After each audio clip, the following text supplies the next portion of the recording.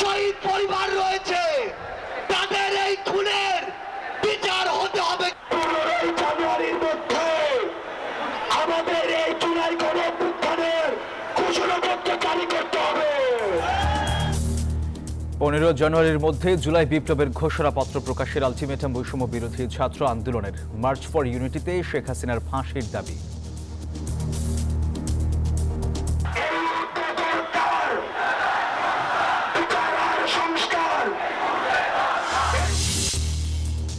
সংবিধান বাতিলের দাবি মুক্তিযুদ্ধকে অবমাননার শামিল বলছে বিএনপি। আরও চিন্তা ভাবনার আহ্বান মান্নার। 13 বছর পর ছাত্র শিবিরের সদস্য সম্মেলন।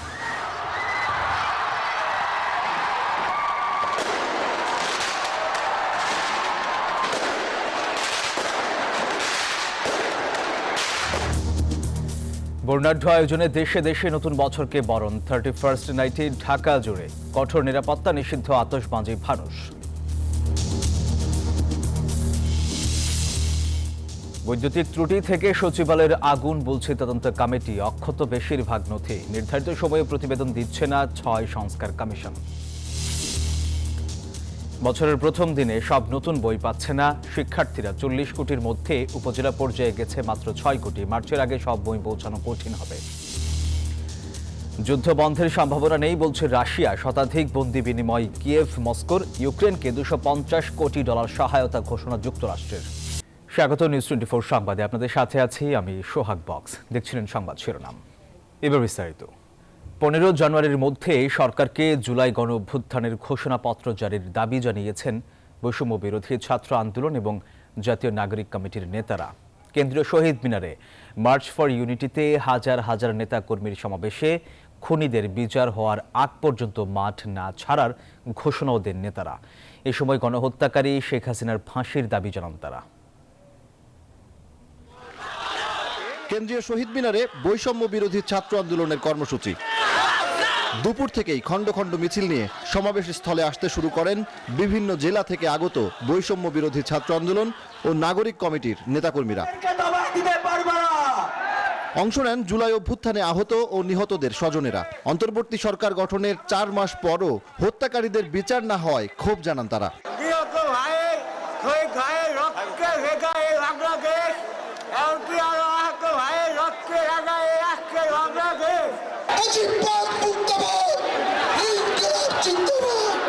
বাহাত্তরের সংবিধান বাতিল করে জুলাই অভ্যুত্থানের চেতনা ধারণ করে সংবিধান পুনর্লিখনের দাবি জানান নেতাকর্মীরা। বলেন, বিচার এবং রাষ্ট্র সংস্কারই এই মুহূর্তে প্রধান দাবি।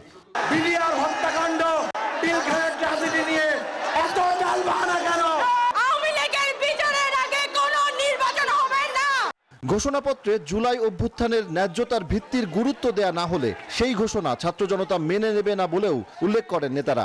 বলেন, দ্রুত ফ্যাসিবাদী ব্যবস্থা বাতিল না করলে ছাত্র জনতাই সিদ্ধান্ত নেবে।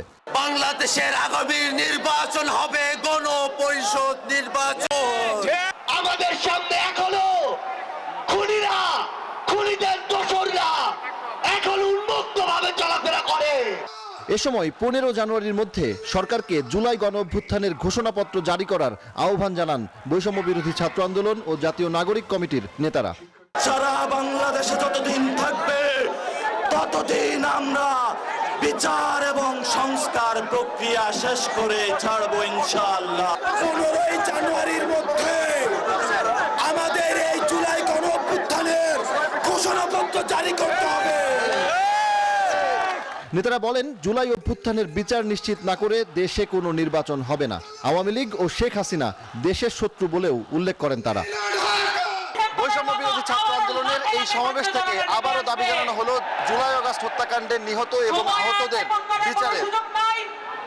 দাবি জানানো হলো 72-এর সংবিধান বাতিল করে জুলাই আগস্টের অভ্যুত্থানের চেতনা ধারণ করে সংবিধান পুনর্লিখন। সজল দাস, নিউজ 24, ঢাকা। জুলাই আন্দোলনের ঘোষণাপত্রে সংবিধান বাতিলের দাবি থাকলে তা হবে মুক্তিযুদ্ধকে অবমাননার শামিল, এমনটি মনে করছে বিএনপি নেতারা। বলছেন, অন্তর্বর্তী সরকার জাতীয় ঐকমত্যের ভিত্তিতে জুলাই গণঅভ্যুত্থানের ঘোষণাপত্রের উদ্যোগ নিলে দলীয় ফোরামে আলোচনা করে মতামত দিবেন তারা। আর নাগরিক ঐক্যের আহ্বায়ক মাহমুদুর রহমান মান্না বলেন, এমন গুরুত্বপূর্ণ ইস্যুতে আরও ভেবে চিন্তে সিদ্ধান্ত নিতে হবে সরকারকে। জুলাই বিপ্লবের চেতনাকে স্থায়ী কাঠামোতে আনতে নতুন রাজনৈতিক বন্দোবস্তের কথা বলছে বৈষম্য বিরোধী ছাত্র আন্দোলন। সেই ধারাবাহিকতায় জুলাই বিপ্লবের ঘোষণাপত্রের কথা জানান ছাত্র আন্দোলনের নেতারা। আলোচনায় আসে ৭২-এর সংবিধান বাতিল ঘোষণা করে নতুন সংবিধান রচনার। বিএনপি নেতারা বলছেন ৭২-এর সংবিধান খারিজ করে দিলে সৃষ্টি হতে পারে নতুন সংকট। তার অর্থ হলো যে ইতিহাসকে বিকৃতি করা যায় না, ইতিহাস বিকৃতি জনগণ মানে না। এই শাসনতন্ত্র সিপাহী জনতার বিপ্লব, ৭ই নভেম্বর বিপ্লবের পরেও কিন্তু এই শাসনতন্ত্রকে কবর রচনা করা হয় নাই। মুক্তিযুদ্ধের ঘোষক, স্বাধীনতার ঘোষক জিয়াউর রহমান সাহেব, তো তখনও তো উনি এই বিপ্লবের পরেও তো উনি শাসনতন্ত্রকে বাতিল করে দেয় নাই বা কবরের দিকে পাঠান নাই। এখন এই প্রশ্নটা তোলাটা অন্যায় এবং আমি মনে করি যে এটা আমাদের দেশের স্বাধীনতার যুদ্ধের প্রতি অবমাননা করা। জানান সরকারের পক্ষ থেকে যে ঘোষণাপত্র আসবে সেখানে ৩১ দফার আলোকে মতামত দেবে বিএনপি। আমি ৮-১০টা যে সমাবেশ, সেই সমাবেশের মতোই আমি মনে করি। এটা খুব নতুন কিছু না, তারা যেগুলো করছে এটা জানবেন জনগণ দেবে, জনগণের কাছে বলতে জনগণ রায় দিবে। জুলাই অভ্যুত্থানের ঘোষণাপত্র ইস্যুতে প্রতিক্রিয়া জানান নাগরিক ঐক্যের সভাপতি মাহমুদুর রহমান মান্না। বিষয়বস্তু এমন কিছু হতে পারত যেটাতে সরকার বিব্রত হতো বা যেভাবেই হোক, মানে খুব কমফোর্টেবল হতো না তারা। অতএব তারা বলল ঘোষণা আমরাই দেবো সবাইকে মিলে সর্বসম্মত। নানা কারণে জুলাই বিপ্লবের ঘোষণাপত্রে কি থাকবে তা নিয়ে কৌতূহল রয়েছে রাজনৈতিক দলগুলোর মধ্যে। ফজলে রাব্বি, সৌরভ, নিউজ 24, ঢাকা। আর কোনো নেশাখোর, চাঁদাবাজ ও অস্ত্রধারী যাতে শিক্ষা প্রতিষ্ঠান দখলে না নেয় সে বিষয়ে সজাগ থাকতে ছাত্র শিবির নেতাকর্মীদের প্রতি আহ্বান জানিয়েছেন জামায়াতের আমির ডাক্তার শফিকুর রহমান। মঙ্গলবার রাজধানীর সোহরাওয়ার্দী উদ্যানে ইসলামী ছাত্র শিবিরের কেন্দ্রীয় সদস্য সম্মেলনে বক্তব্য রাখেন তিনি। সম্মেলনে ২০২৫ সেশনের জন্য সভাপতি নির্বাচিত হন জাহিদুল ইসলাম, আর সাধারণ সম্পাদক মনোনীত হয়েছেন নুরুল ইসলাম। ছাত্র জনতার অভ্যুত্থানে স্বৈরশাসক শেখ হাসিনা পালানোর পর বিনা বাধায় কর্মসূচি করছে ছাত্র শিবির। ১৩ বছর পর সোহরাওয়ার্দী উদ্যানে হচ্ছে কেন্দ্রীয় সদস্য সম্মেলন। ভোর থেকেই দেশের বিভিন্ন প্রান্ত থেকে নেতাকর্মীরা আসতে থাকেন। বেলা বাড়ার সাথে কানায় কানায় পূর্ণ হয় সম্মেলন স্থল। দীর্ঘদিনের পরে আজকের এই সদস্য সম্মেলন বা সদস্যদের যে মিলন মেলা, এখানে আসতে পেরে আমাদের খুবই ভালো লাগছে। আগামী দিনগুলোতেও যদি কোনো ক্রাইসিস তৈরি হয়, সংকট তৈরি হয়, ইসলামী ছাত্র শিবির তার সর্বোচ্চ দিয়ে সেই অধিকার রক্ষায় ছাত্র শিবির ভূমিকা রাখবে ইনশাআল্লাহ। নতুন আমেজ নিয়ে, নতুন যে বাংলাদেশ গড়া ২৪-এ যে আমরা দীপ্ত শপথ নিয়ে আন্দোলন করছি, সেই আন্দোলনকে আরো বেগবান করবো ইনশাআল্লাহ এই আন্দোলন আজকের সম্মেলন শেষ করে। সকালে ৭১ ও ২৪-এ শহীদদের পরিবার, গুমের শিকার পরিবারের সদস্যরা সম্মেলনের উদ্বোধন করেন। নেতারা বলেন, দেশের সার্বভৌমত্ব রক্ষায় জীবন দিতেও প্রস্তুত ছাত্র শিবির। অধিকার আদায়ে আর যেন রাজপথে কারো জীবন দিতে না হয়, এমন বাংলাদেশ প্রত্যাশা তাদের। শিবির মেধাবী ছাত্রদের সংগঠন, শিবিরকে আরো মেধা চর্চার দিক থেকে আরো অগ্রণী ভূমিকা পালন করতে হবে।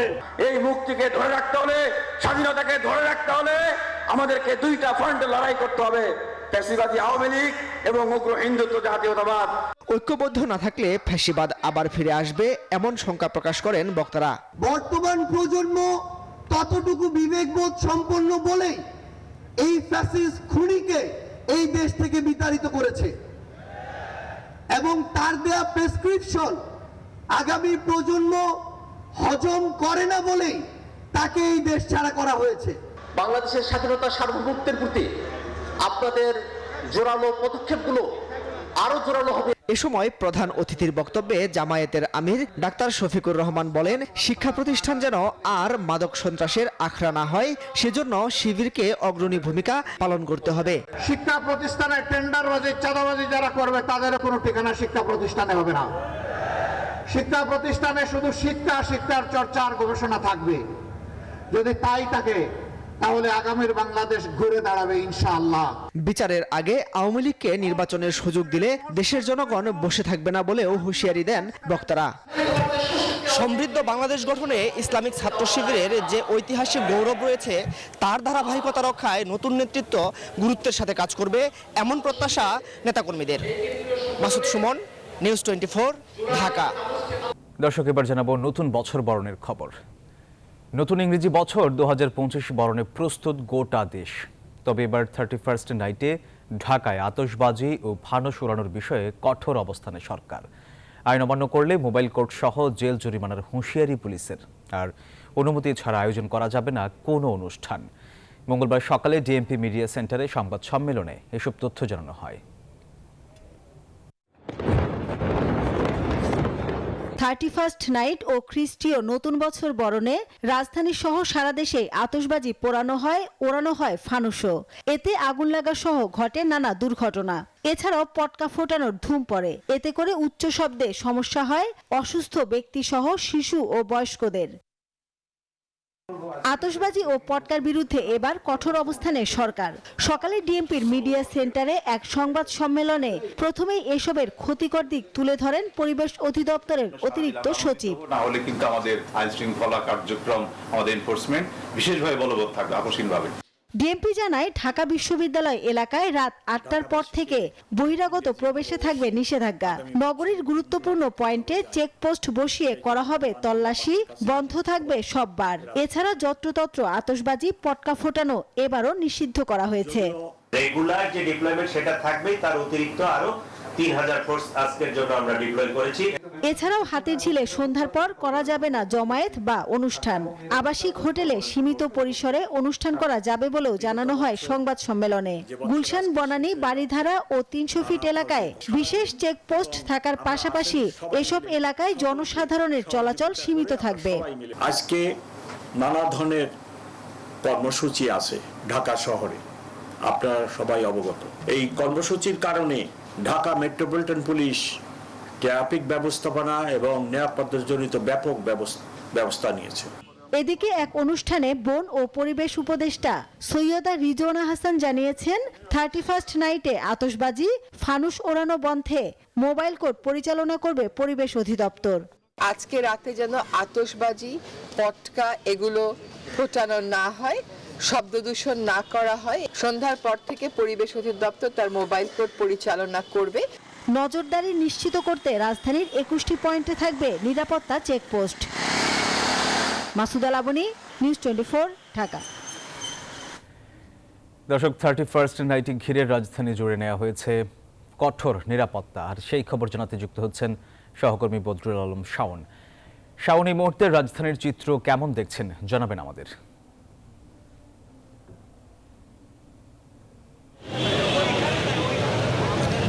সোহাগ, রাত 9টা থেকেই কিন্তু ঢাকা শহরের বিভিন্ন যে গুরুত্বপূর্ণ পয়েন্ট রয়েছে সেই গুরুত্বপূর্ণ পয়েন্টে আইনশৃঙ্খলা বাহিনী তাদের নিরাপত্তা জোরদার করেছে।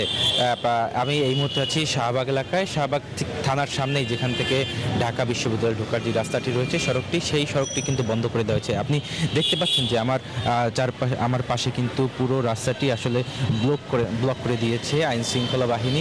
এখানে প্রচুর সংখ্যক আইনশৃঙ্খলা বাহিনীর সদস্য মোতায়েন রয়েছে। তারা আসলে যারা এই বিশ্ববিদ্যালয় এলাকার যারা স্থায়ী বাসিন্দা নয় অথবা যারা স্টুডেন্ট নয়, তাদেরকে কিন্তু তাদের আটকে দিচ্ছে। এবং যারা এই বিশ্ববিদ্যালয়ে অর্থাৎ যারা শিক্ষক কর্মচারী রয়েছেন এবং ছাত্রছাত্রী রয়েছেন, তারা ছাড়া আসলে কাউকেই ভেতরে ঢুকতে দিচ্ছে না। সবাইকেই আসলে জিজ্ঞাসাবাদের সম্মুখীন হতে হচ্ছে। এছাড়াও আমি যদি আপনাকে বলি যে ঢাকার অন্যান্য প্রান্তগুলোতেও কিন্তু আসলে এই যে 31st নাইট অর্থাৎ আগামী এই কাল থেকে যে নতুন বর্ষবরণ শুরু হচ্ছে, ইংরেজি বর্ষ 2025, সেই বর্ষবরণের আগের রাতে দেখা যায় যে সব জায়গায় বেশ উৎসবমুখর পরিবেশে দিনটি পালিত হয়। এই দিনটি ঘিরে কিন্তু এই উৎসবমুখর পরিবেশের বাইরেও কিন্তু আবার বিশৃঙ্খল পরিবেশও তৈরি হয়। সেই বিষয়টি যাতে না ঘটে, সেই জন্যই আসলে ঢাকা শহরের বিভিন্ন গুরুত্বপূর্ণ পয়েন্টগুলোতে আইনশৃঙ্খলা বাহিনী মোতায়েন করা হয়ে থাকে। তারই ধারাবাহিকতায় এই যে আমরা আইনশৃঙ্খলা পরিস্থিতি যে জোরদার করা হয়েছে সেই বিষয়টি দেখছি। শাহবাগের পাশাপাশি আমরা দেখেছি যে গুলশান, বনানী, বিশেষ করে কূটনৈতিক যে অঞ্চলগুলো রয়েছে, এই অঞ্চলগুলোতেও কিন্তু আইনশৃঙ্খলা বাহিনী তল্লাশি করছেন চেকপোস্ট তৈরি করে, এবং সেখানে সবাইকে আর কি জেরার মুখে পড়তে হচ্ছে। যারা সংশ্লিষ্ট এলাকার বাসিন্দা নন, তাদেরকে কিন্তু সেই সব এলাকায় ঢুকতে দেওয়া হচ্ছে না। তো এই ছিল আমার কাছে এখন পর্যন্ত সর্বশেষ সংবাদ। সোহাগ, ধন্যবাদ আপনাকে। দর্শক, 31st নাইটে ঘিরে রাজধানী জুড়ে কঠোর নিরাপত্তা নিয়েছে প্রশাসন। আর সেই খবর জানাচ্ছিলেন সহকর্মী বদরুল আলম শাওন। এদিকে জমকালো আয়োজনে দেশে দেশে চলছে নতুন বছর বরণ। ভৌগোলিক কারণে সবার আগে 2025 সালকে স্বাগত জানায় নিউজিল্যান্ডের অকল্যান্ড। বর্ণিল আলোকছটা ও আতশবাজিতে সেজেছে অস্ট্রেলিয়া, যুক্তরাষ্ট্র, ব্রাজিল, চীন। তবে যুদ্ধের ডামাডোলে এবারও মধ্যপ্রাচ্যের কয়েকটি দেশে ফিকে উৎসবের রং। ঘড়ির কাঁটায় স্থানীয় সময় রাত 12টায় নিউজিল্যান্ডের অকল্যান্ড শহর ছেয়ে যায় বর্ণিল আলোকছটা আর আতশবাজিতে। কেন্দ্রস্থলে 1000 ফুটেরও বেশি উচ্চতায় স্কাই টাওয়ার থেকে ছোড়া হয় আতশবাজি। এর আগেই অবশ্য প্রশান্ত মহাসাগরীয় ছোট্ট দ্বীপরাষ্ট্র কিরিবাতি নতুন বছরকে স্বাগত জানায়। 2025 সালের কাউন্টডাউন শুরু হতেই বিশ্বের সবচেয়ে বড় আতশবাজি প্রদর্শন করে অস্ট্রেলিয়া। সিডনির বন্দর উপকূলে নববর্ষ উদযাপন করতে জড়ো হন 10 লাখের বেশি মানুষ। 7 কিলোমিটার এলাকা জুড়ে ছড়িয়ে পড়ে উৎসবের রং। নতুন বছর ঘিরে কয়দিন থেকে চীন সেজেছে বর্ণিল সাজে। আতশবাজি আর মুগ্ধকর আয়োজনে চলছে নতুন বছর বরণ। প্রাইমে গালা সম্প্রচারণ শুরু করেছে চীনের মিডিয়া গ্রুপ। নতুন বছরকে স্বাগত জানাতে সেজে উঠেছে অস্ট্রেলিয়ার বড় বড় শহর। বছরের প্রথম প্রহরে আতশবাজির প্রদর্শনের আয়োজন করা হয়েছে লন্ডনে। তবে প্রতিকূল আবহাওয়ায় বাতিল করা হয়েছে বেশ কয়েকটি আয়োজন। তীব্র ঠান্ডা উপেক্ষা করে যুক্তরাষ্ট্রের নিউ ইয়র্কের টাইমস স্কয়ারে জড়ো হচ্ছেন দর্শনার্থীরা। 2024 সালকে স্বাগত জানাচ্ছে লাতিন আমেরিকার দেশগুলো। দেশ আর জাতির মঙ্গল কামনায় প্রার্থনার পাশাপাশি শুরু হয়েছে কার্নিভাল। এদিকে নতুন বছরকে বরণে যখন দেশে দেশে চলছে আয়োজন, তখন মধ্যপ্রাচ্যের দেশ সিরিয়া, ফিলিস্তিন, লেবাননে আতশবাজির বদলে বোমার আওয়াজে আতঙ্কিত লাখো মানুষ। উৎসব নয়, নতুন বছরে যুদ্ধ বন্ধের প্রত্যাশা তাদের। মাসুদ রানা, নিউজ 24। বৈদ্যুতিক ত্রুটি থেকেই সচিবালয়ে অগ্নিকাণ্ড হয়েছে। অগ্নিকাণ্ড তদন্তে গঠিত কমিটির রিপোর্টে এই তথ্য উঠে এসেছে। প্রধান উপদেষ্টার কাছে জমা দেয়া তদন্ত প্রতিবেদন বলছে, 25 ডিসেম্বর রাতে সচিবালয়ের আগুনের ঘটনায় কোনো বিস্ফোরক ব্যবহারের আলামত পাওয়া যায়নি। অনুসন্ধানে মেলেনি কোনো নাশকতার তথ্য। 25 ডিসেম্বর গভীর রাতে হঠাৎ আগুন লাগে সচিবালয়ে। পড়ে যায় 5টি মন্ত্রণালয়ের সব নথি। ঘটনার পর সরকার উচ্চ পর্যায়ে তদন্ত কমিটি গঠন করা হয়। সরকার যে কয়েকদিন অনুসন্ধান শেষে মঙ্গলবার সন্ধ্যায় সংবাদ সম্মেলনে তদন্ত কমিটি জানায়, বৈদ্যুতিক ত্রুটির কারণেই সচিবালয়ে আগুন লাগে। এতে ব্যক্তি সংশ্লিষ্টতা পাওয়া যায়নি।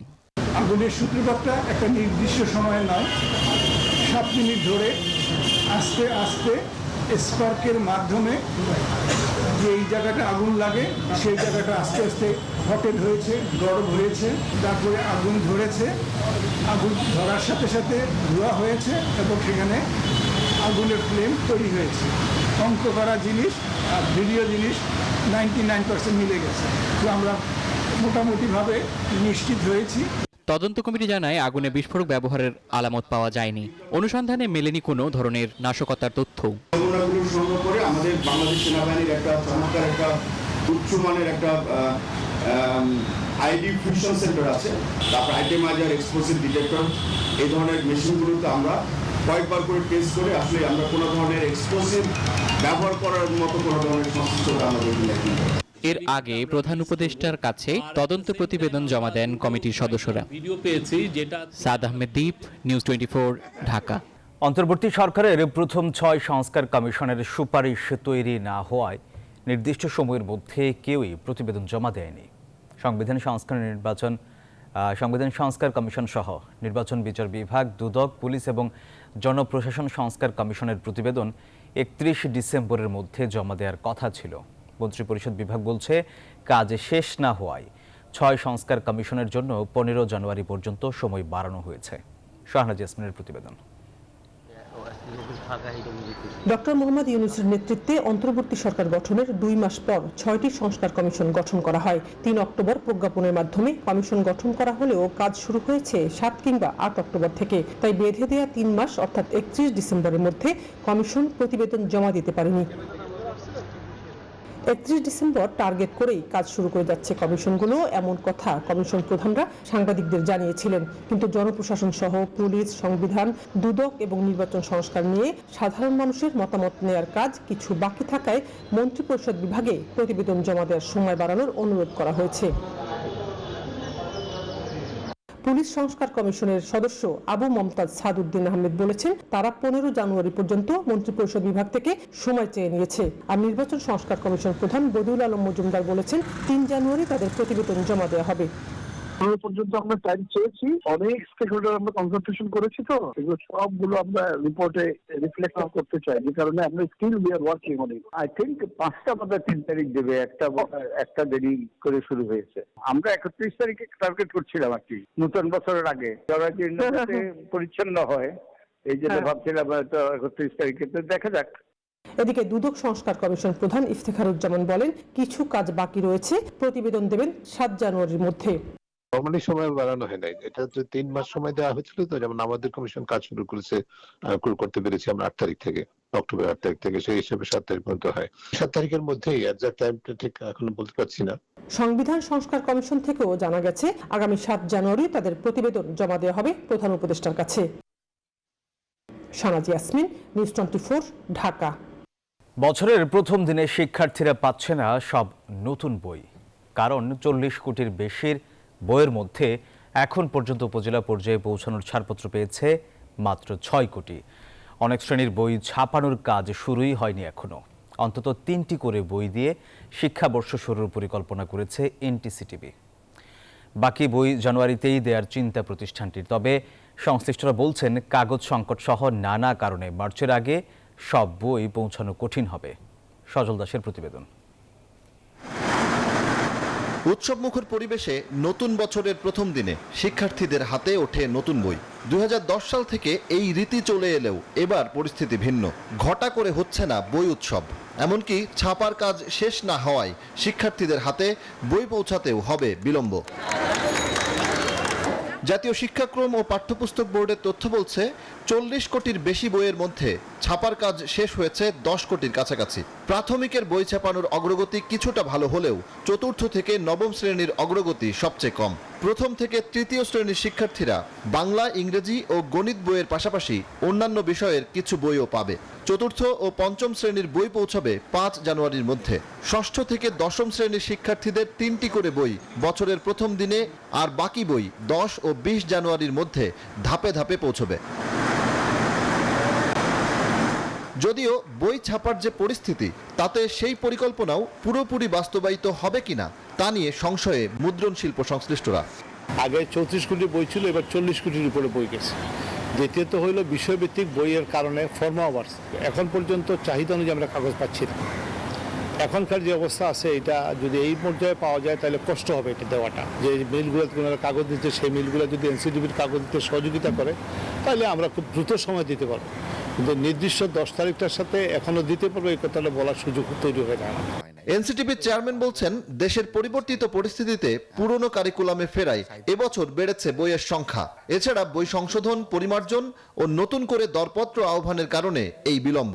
যেন কোনো জেলাতেই বা কোনো উপজেলাতেই যেন বই কম বেশি যায়, কোনো বাদ না থাকে, এটা আমাদের এখনকার প্রচেষ্টা।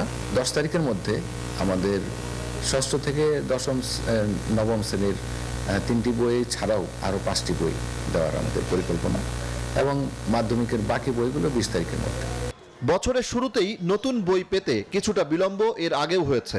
এতে শিক্ষার্থীরা যেন ক্ষতিগ্রস্ত না হয় সেটিও বিবেচনায় রাখা হয়েছে বলে জানান এনসিটিভির চেয়ারম্যান। করোনাকালের ধকল উঠতেই জুলাই অভ্যুত্থান, এমন নানা ঘটনাক্রমে পিছিয়ে পড়েছে দেশের শিক্ষা ব্যবস্থা। নতুন বছরে শিক্ষার্থীদের হাতে উঠছে নতুন বই। সবাই প্রত্যাশা করছেন, এবার বই বিতরণের পর শিক্ষার্থীরা নতুন উদ্যমে লেখাপড়া শুরু করবেন, দেশের শিক্ষা ব্যবস্থাও ফিরবে আবার স্বাভাবিক প্রক্রিয়ায়। সজল দাস, নিউজ 24, ঢাকা। প্রস্তাবিত সাইবার সুরক্ষা অধ্যাদেশ 2024-এ মানুষকে ধোঁকা দেওয়া হয়েছে বলে মনে করে ট্রান্সপারেন্সি ইন্টারন্যাশনাল বাংলাদেশ, টিআইবি। এটিতে সাবেক কর্তৃত্ববাদী সরকারের বয়ানের প্রতিফলন থাকায় এটি অত্যন্ত ঝুঁকিপূর্ণ আইনে পরিণত হবে বলেও মনে করে সংস্থাটি। সাইবার সুরক্ষা অধ্যাদেশ 2024 পর্যালোচনা প্রকাশ উপলক্ষে আয়োজিত সংবাদ সম্মেলনে এই মন্তব্য করেন টিআইবির নির্বাহী পরিচালক ডক্টর ইফতেখারুজ্জামান। তবে অংশীজনদের মতামত নিয়ে এই অধ্যাদেশ প্রণীত করার সরকারি যে অঙ্গীকার তা পূরণ হয়নি। প্রভাব এবং নেতিবাচক প্রভাব ঝুঁকি সৃষ্টি করতে পারে এরকম বিষয় এই আইনের মধ্যে রয়েছে। সংশ্লিষ্ট টেকনোলজিক্যাল এবং আইনি টেকনোলজির সাথে আইনি যে বিষয়গুলো আছে সেগুলোকে সম্পৃক্ত করে সার্বিকভাবে পর্যালোচনা করে আমরা একটা প্রতিবেদন প্রকাশ করতে যাচ্ছি আপনাদের সহায়তায়। সন্ধ্যায় অনুষ্ঠিত হলো রূপায়ণ ক্যাসেল সোসাইটি পরিবারের বাৎসরিক মিলন মেলা। এই মিলন মেলায় রূপায়ণ ক্যাসেল সোসাইটির পরিবারের সদস্যরা পিঠাপুলির আয়োজন করে। সেখানে রূপায়ণ গ্রুপের চেয়ারম্যান কেক কেটে অনুষ্ঠানকে আরও আলোকিত করেন। অনুষ্ঠানের শেষ দিকে রেফেল ড্র অনুষ্ঠান এবং সাংস্কৃতিক সন্ধ্যার আয়োজন করা হয়।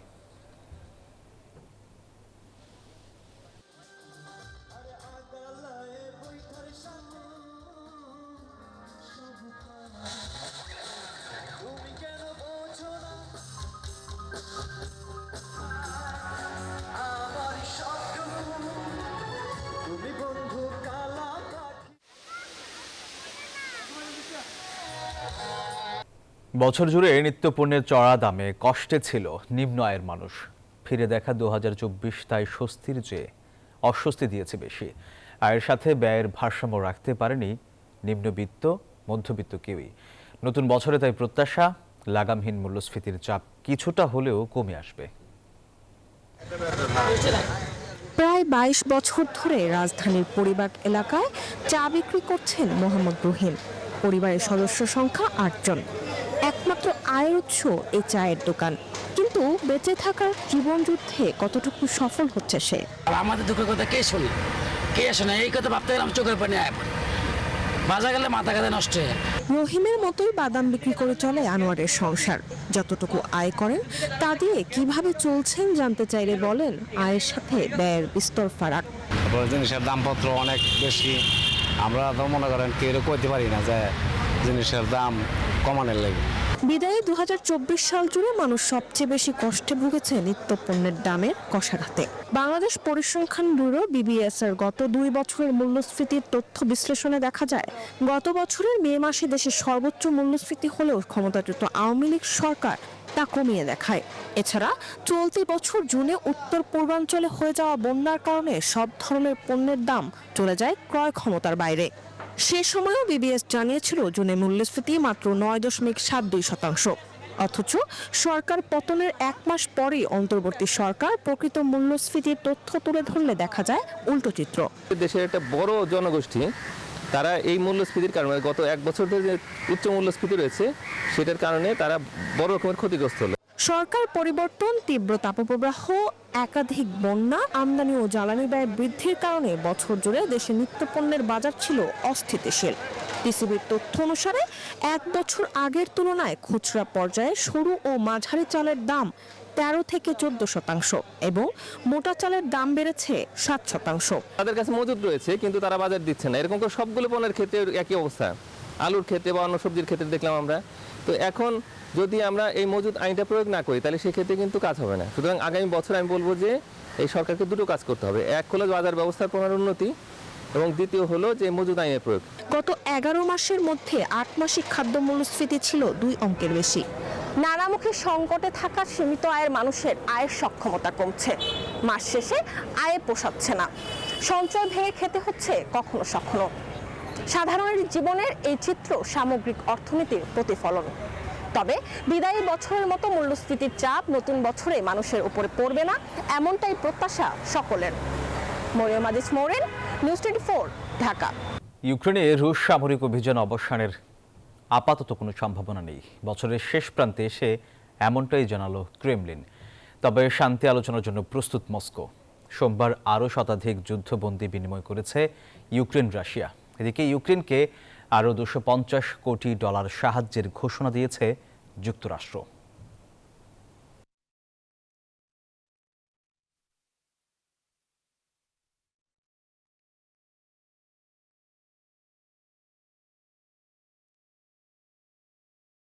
আর এই ছিল সংবাদে। ধন্যবাদ সবাইকে।